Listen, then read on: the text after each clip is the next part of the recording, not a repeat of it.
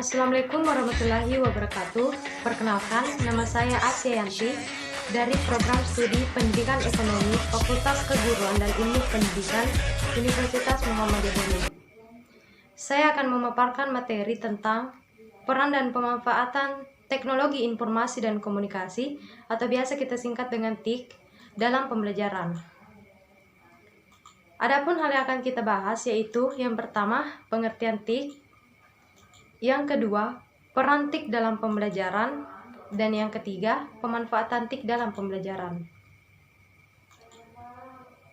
Apa sih itu TIK? Teknologi Informasi dan Komunikasi atau TIK adalah teknologi atau alat yang bisa digunakan untuk berkomunikasi dan memperoleh informasi. Teknologi informasi meliputi segala hal yang berkaitan dengan proses, penggunaan sebagai alat bantu, manipulasi, dan pengelolaan informasi.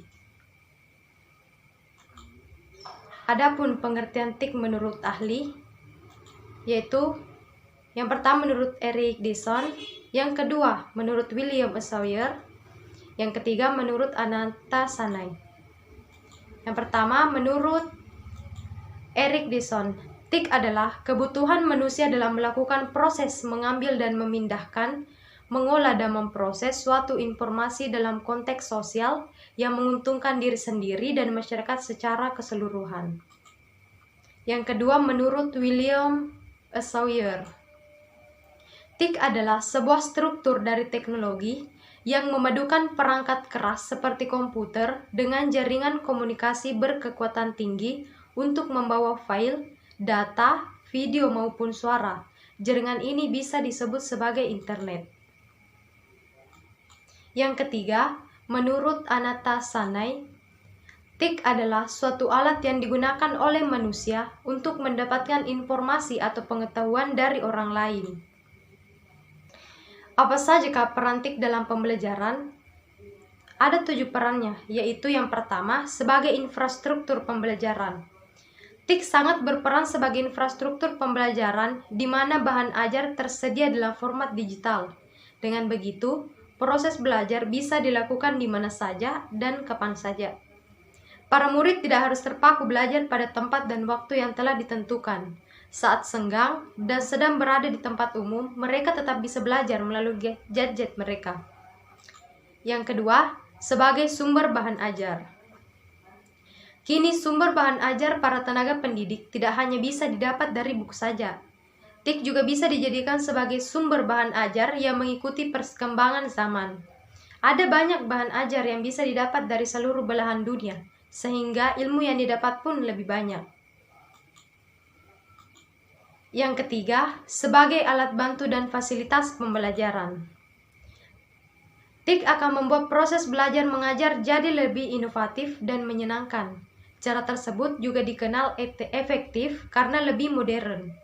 Untuk itu, para tenaga pendidik juga wajib untuk mengikuti perkembangan teknologi supaya bisa mengajar sesuai tren yang sedang berkembang. Para murid pun bisa mengeksplorasi ilmu pengetahuan dengan lebih luas dan secara mandiri. Yang keempat, sebagai skill dan kompetensi. Penggunaan TIK harus proporsional. Maksudnya adalah TIK bisa masuk ke semua lapisan masyarakat, tapi disesuaikan dengan porsinya masing-masing. Jangan sampai TIK untuk masyarakat berpendidikan universitas diberikan kepada masyarakat pedesaan yang rata-rata memiliki latar belakang pendidikan rendah. Yang kelima, sebagai sumber informasi penelitian. Proses penelitian dalam dunia pendidikan jadi lebih mudah dilakukan berkat adanya TIK sebagai sumber informasi.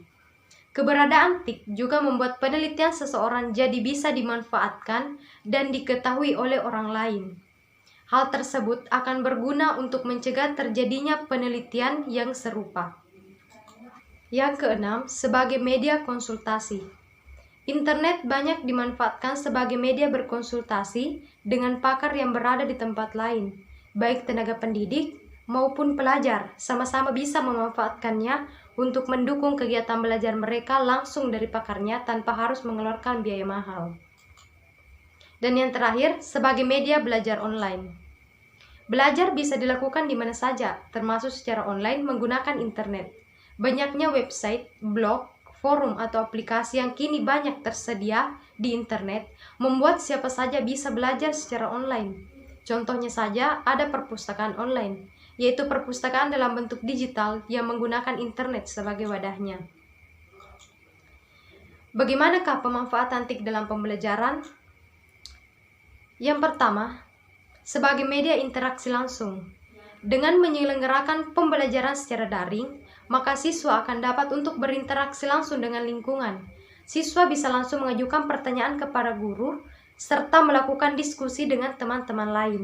Dengan begitu, kegiatan belajar mengajar daring terasa hidup dan dinamis, seperti halnya ketika dilakukan di sekolah secara luring. Yang kedua, keseragaman pengamatan dan persepsi. Dengan menyimak bahan ajar yang disajikan oleh guru bersama-sama secara daring, maka siswa diharapkan terjadi keseragaman pengamatan dan persepsi siswa sehingga mendapatkan pengalaman belajar yang juga sama.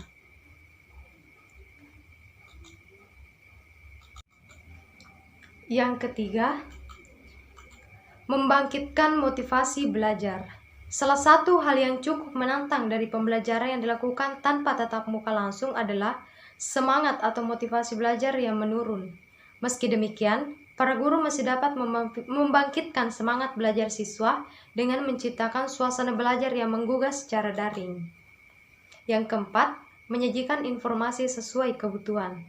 Manfaat lain yang bisa dirasakan dari penggunaan TIK dalam rangka pembelajaran daring ialah dapat menyajikan informasi belajar secara konsisten, berkualitas, dan dapat diulang penggunaannya sesuai dengan kebutuhan belajar mengajar. Yang kelima, sebagai media penyajian informasi tanpa batas. TIK menawarkan banyak sekali kemudahan. Salah satunya ialah kemudahan informasi menyebar tanpa dibatasi oleh ruang dan waktu. Para guru dapat memberikan materi pembelajaran kepada siswa secara serempak untuk lingkup sasaran yang kecil maupun besar, dimanapun dan kapanpun. Dan yang terakhir, menyajikan informasi menarik. Dengan pemanfaatan beragam media pada perangkat teknologi dan informasi, maka guru dapat menyajikan informasi, materi ajar dalam bentuk yang lebih variatif dan menarik sehingga siswa menjadi lebih mudah memahami pelajaran. Terdapat banyak sekali fitur di berbagai platform berbasis daring yang bisa dimanfaatkan. Salah satunya seperti Google Meet, Classroom, dan lain sebagainya. Demikianlah tadi materi dari saya tentang peran dan pemanfaatan teknologi informasi dan komunikasi dalam pembelajaran. Semoga apa yang saya sampaikan ini dapat bermanfaat. Apabila ada kesalahan kata mohon dimaafkan, karena sesungguhnya saya hanyalah manusia biasa yang tidak luput dari kesalahan, dan segala kebenaran hanya milik Allah. Assalamualaikum warahmatullahi wabarakatuh.